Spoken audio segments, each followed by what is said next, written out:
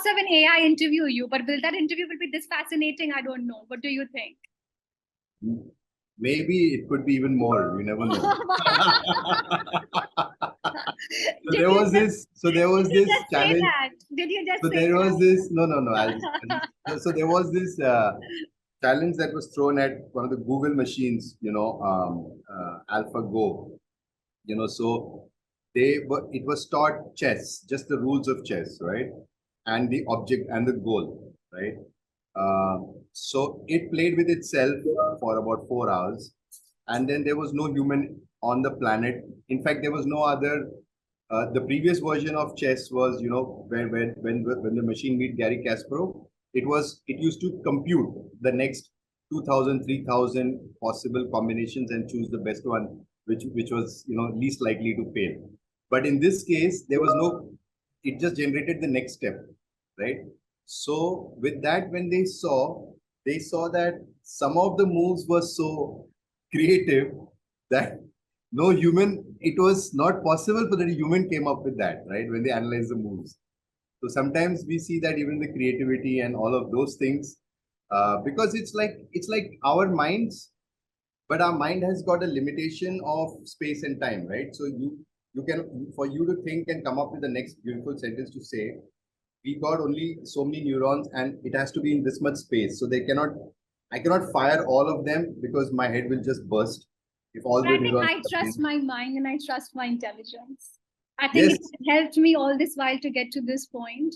And I think it will only, and I still believe that human beings are the most evolved species that God created. I think I would want to go with that functioning. So did you know that there is a contradiction right there? God created an evolved species. If either you believe in evolution or in creation, I mean, you can't be both. No, I'm believing in the evolution, but I'm not believing in the theory of displacement.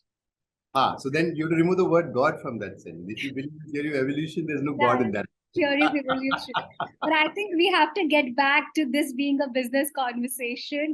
You're talking about your competition, your expansion plans. You said to talk about 30 crores, shy of 30 crores this year. So how soon to get to 100 crore mark? Next year, do you envisage that with the funding sort of muscle? Yeah. So 100 crore we will cross. By 2025. Okay. And give me a sense of your clientele, because everybody has their particular suit, right? I mean, like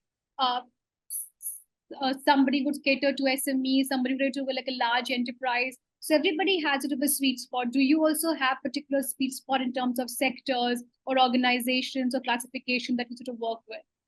No, so we are a horizontal platform building AI workers. So like I said, Accenture, they build an AI recruiter, Mahindra build an AI HR MS, Tata Communications build an AI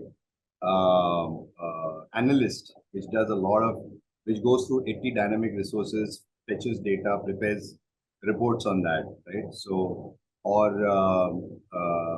small startups, they built AI employee well-being assistant, helps employees with well-being. So there's so everything from startups to the world's largest consulting, largest telecom company, all of them are artists. So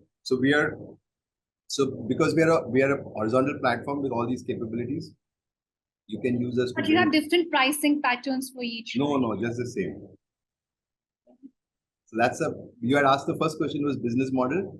So our pricing model is a win-win-win model. So where we say you can create an AI worker with unlimited capabilities to communicate in unlimited languages, to run unlimited processes. But when that AI worker gets busy, you need to duplicate that AI worker, or you need to take another license. So Animesh, give me an example. As a media company, how do I use E42 to create an AI worker for my clients? Can I use you to create solution for my clientele? Can I do that? What kind of solutions for I'm not very familiar with your business, but what kind of for instance, what kind of solutions do you offer? Like for instance, creating content. Yeah, creating content. You don't even need us. You can just use the chat GPT and create content. No. Like somebody to do business development on our behalf. Yes. So business development. So one thing could be that when your customers approach you, how do you, when you reach out to them through whatever medium, when you approach you could, build an AI worker that sort of engages them, has a conversation with them, shows them some of the work that you do, answers their questions, then schedules and then if they're really, the whole qualifying, like, do they have budgets, who's the key person in their organization, what is the solution that they're looking at. And if they mention a solution, you should refresh your web page, talk about that solution, and By show the some. way, that's a solution which I gave you Sorry. in the beginning of the conversation.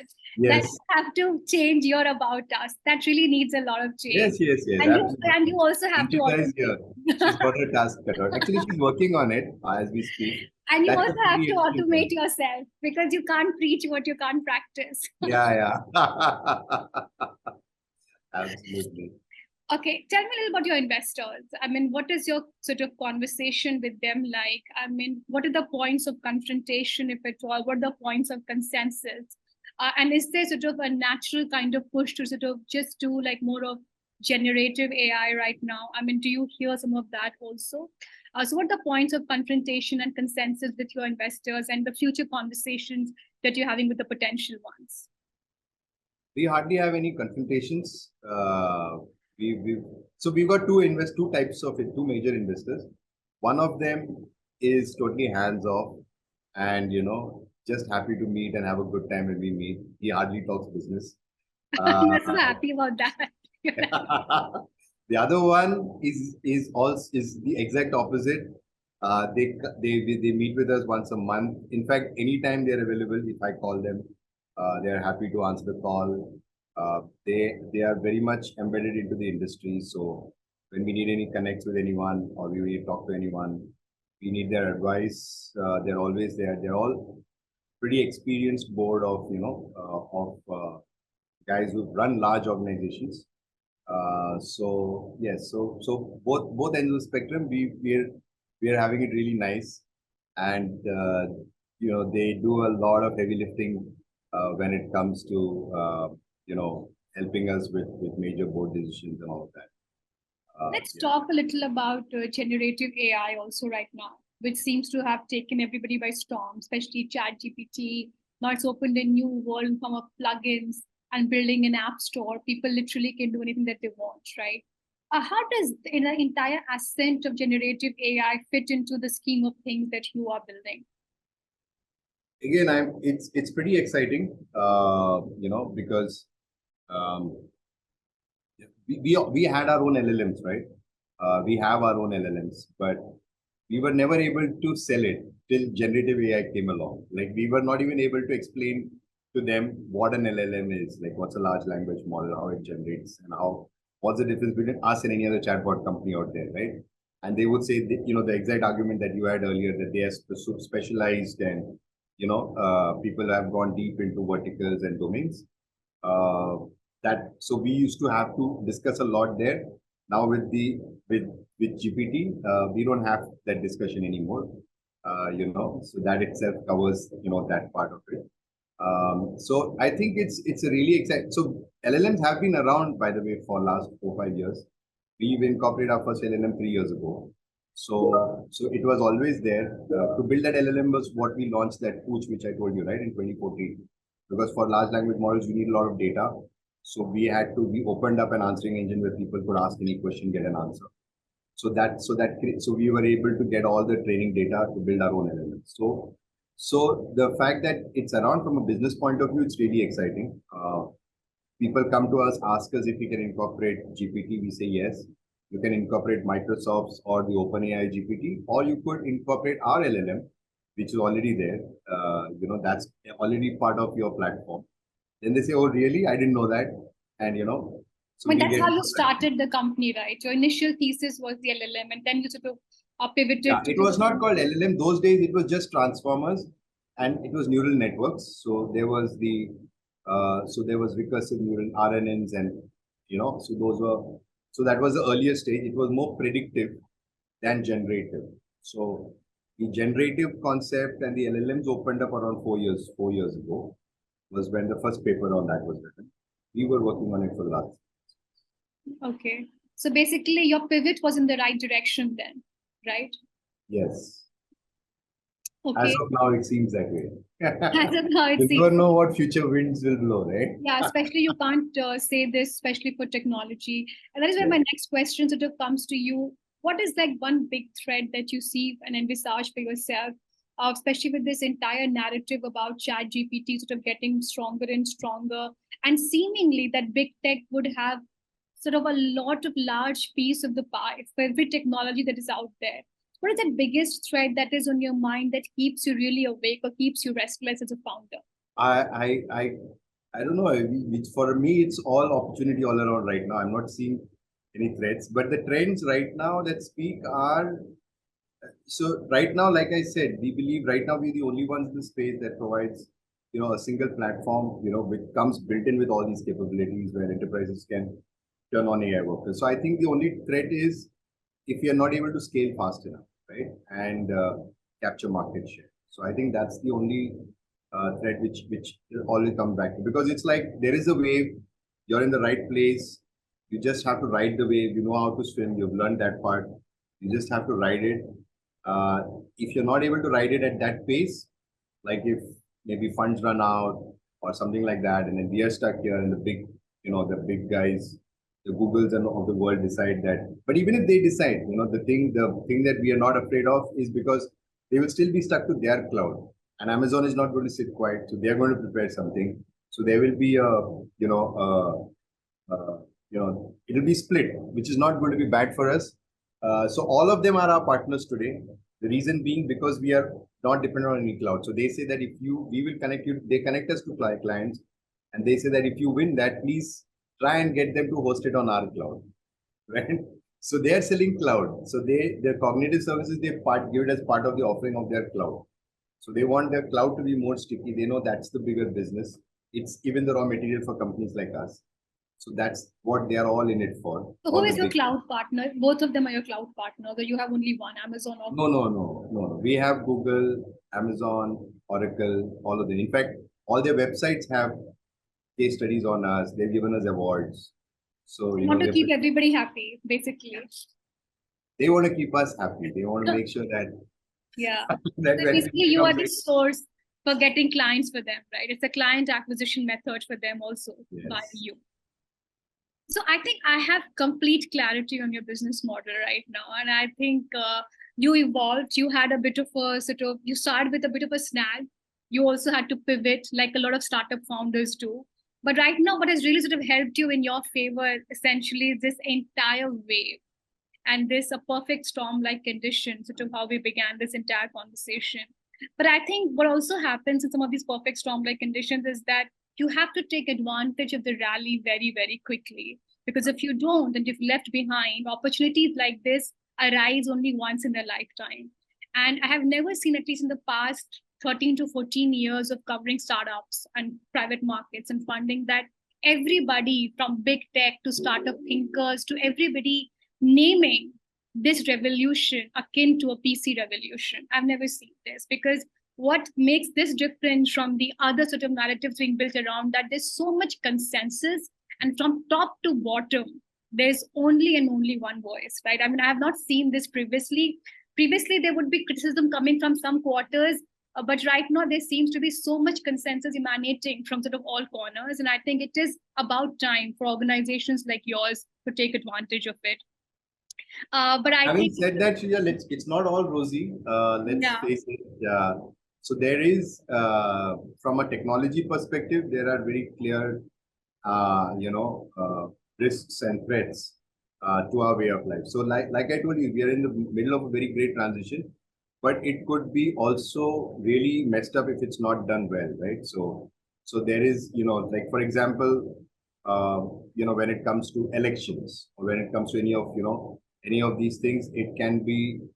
I don't think there will be a valid election after 2024 anywhere in the world, right? Because everything will be driven by social media and all of that stuff that we see. AI based narratives, essentially. Yeah, so it's not going to be, many of the things that we know is going to change. So if there's no regulation in place very soon, and if there is no this, it can have really, you know bad adverse effects, right? So if, for example, this job displacement. It's, if people are going to say they're going to take your jobs away, then which is going to be the case, but it's not going to be taken away and, you're not going to be doing anything. They will still open up many more avenues for you. But if the narrative is going to take your jobs away, and if, somebody runs an election on that, for example, True. and, it's going to cause, great, tough days. So I think there has to be some regulation. AI has a potential. It's like any great technology, like even nuclear power. Any great technology has that potential. But then when we are at the core of it, we realize that we should that there is a sense of responsibility also, that we cannot take our eyes off, because otherwise it could be really catastrophic. But tell me, Animesh, so where are people like you in this conversation? You spoke about threats and regulation, but I think your upside comes from the fact of creating more and more AI workers, right? I mean, it's a real business correlation for you. So you would want more and more that to happen. So in a way, I personally feel that you are on the other camp. If I would say so, like for instance, the job. No, it's the same. It's the same. I'm just saying I am cognizant of the reality that that when you're building, what should be the functional domain of these AI. That's why we sticking to enterprise software. We're sticking to the fact that within enterprises and AI workers, so it's typical like a human worker is also subject to various rules and regulations and protocol. The AI worker also has to be subject to those, right? So we put that in our platform, those checks and balances, right?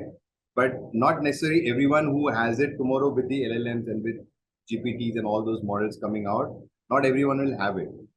So there are stories of Samsung guys and all these guys who went crazy with that, but then they got, they were told to stop, right, doing all of that. But does it ever occur to you in your mind that in this pursuit of creating AI worker and this entire advanced world of a Naukri for AI workers, somewhere you are perhaps not being fair to the human capital?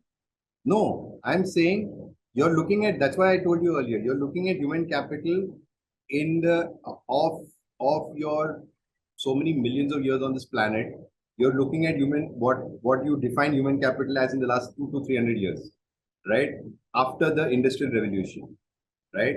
Which is not the case. The human capital is meant, not for showing up at a 9 to 5 AM or PM job and then, doing something that's building capitalism or an economy like that. No. So that we leave it to the machines. They do a good job. You'll get whichever kind of toothpaste you want in the morning or drive whichever car you want, even better.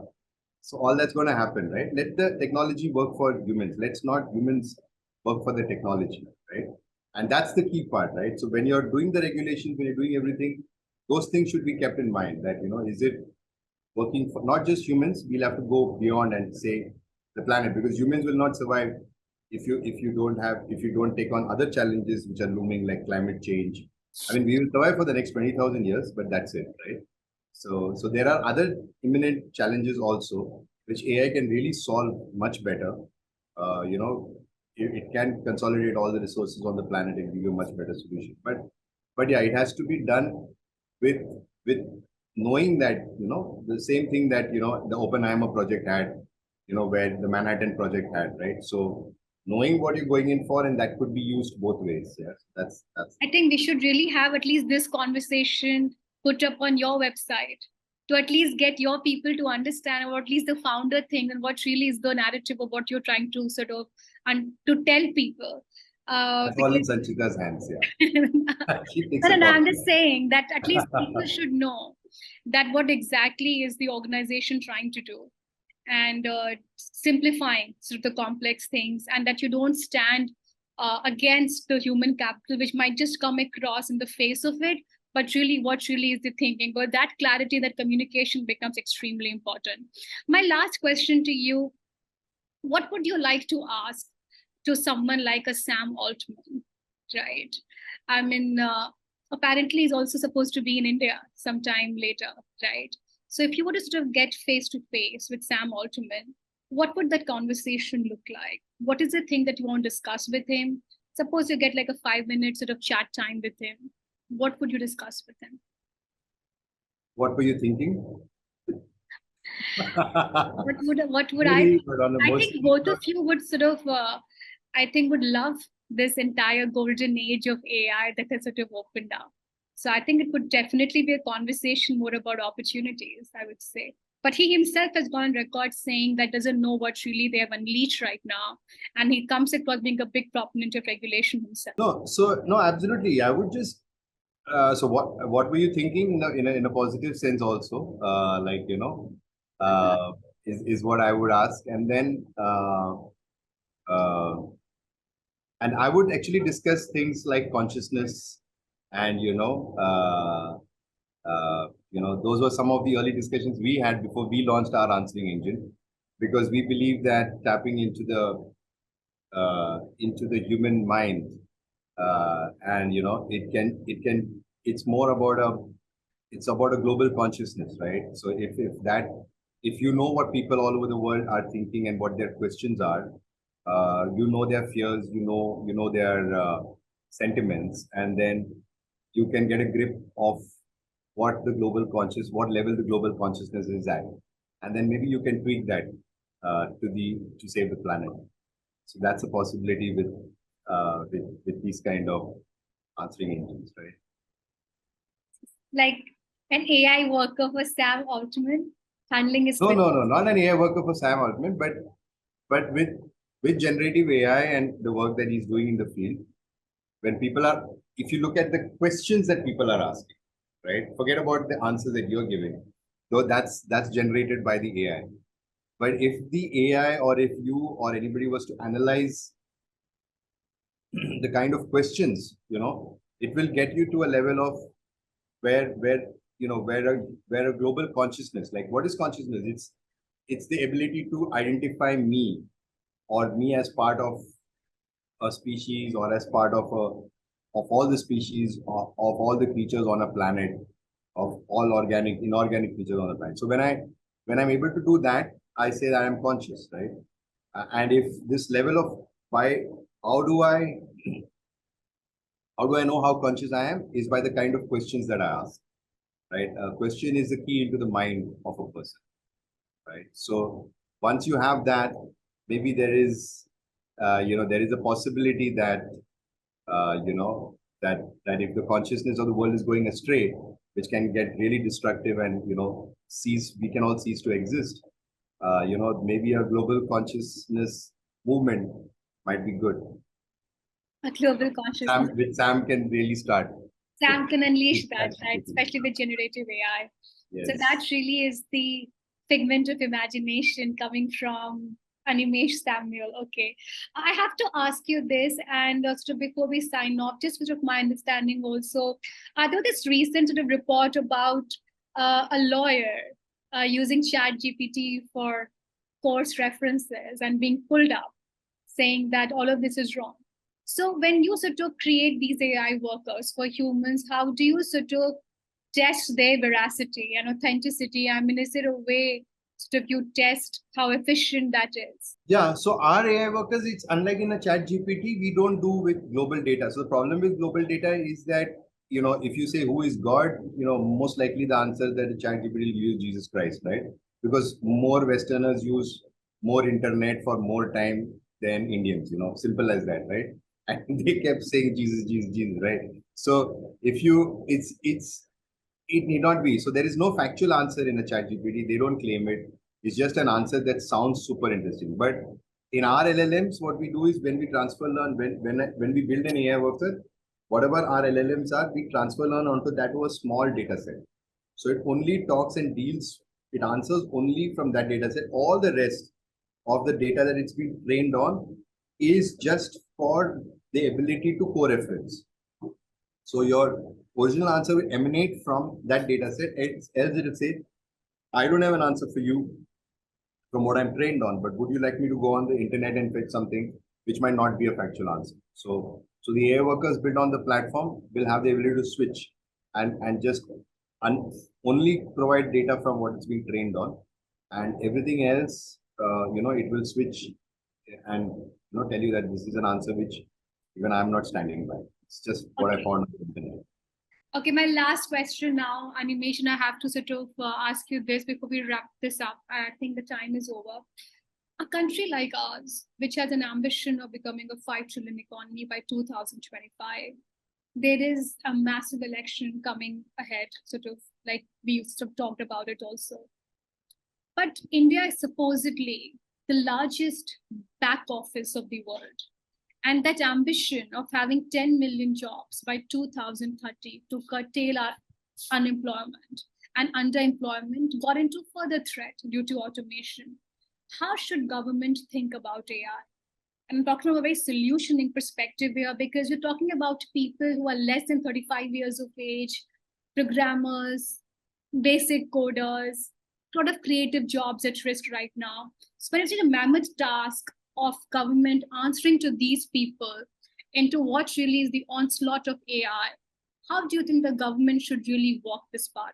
I have been saying this for many years now. I mean, we were always, the government's always patting its back saying we are the youngest nation, but actually that was the biggest threat, right? It is not a, because to give jobs to so many people is like a huge task, right? So yeah, so that is anyway a problem, AI or no AI, right? That's a huge problem.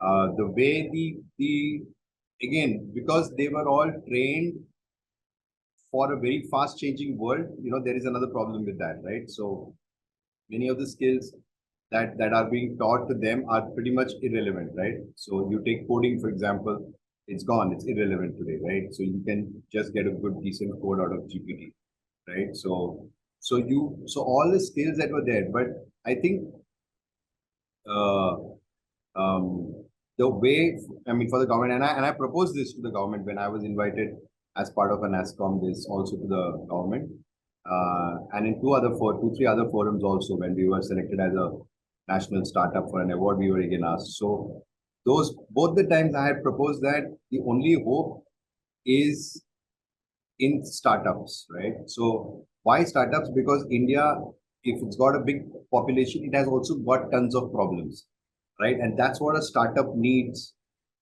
as a starting point is a problem, right? So in a country with lots of problems, the only hope is startups. Now, how do you make the youth more excited to start up? So they need that kind of an ecosystem. They need access to, how to build a product and all of those things. They need technology. And we offered that, we said we can provide our platform to provide, an AI platform for technology. But these startups will also need, employees at lower cost. So I suggested that if they could subsidize, for a young startup, if they could, if the government could subsidize a part of the salary and the startup, because it's a new founder, they will also, get some benefit because they'll also have to invest in training these people with new skills, on their new product. And, that's the only way that, we can do this. So the answer is you have a country with a lot of problems and you've got a lot of people that need jobs, right? A startup by definition is a company that comes to solve a problem in a unique way.